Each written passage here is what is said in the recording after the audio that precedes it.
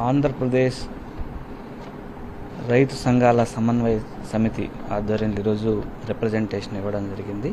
నాకు దీంట్లో ప్రధానంగా వాళ్ళు పేర్కొనబడినటువంటి అంశాలు,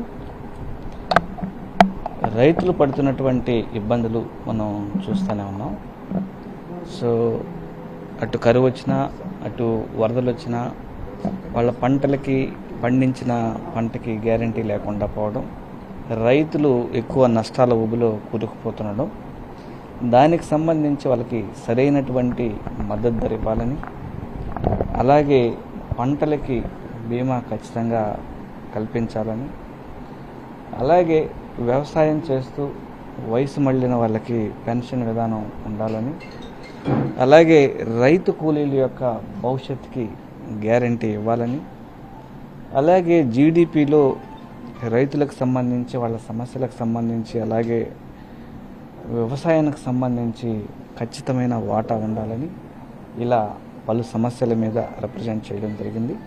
నేను కూడా దీన్ని పార్లమెంట్లో ఖచ్చితంగా లేవనెత్తాలని, అలాగే మినిస్టర్స్కి ఖచ్చితంగా రిప్రజెంట్ చేస్తానని వాళ్ళకి హామీ ఇవ్వడం జరిగింది.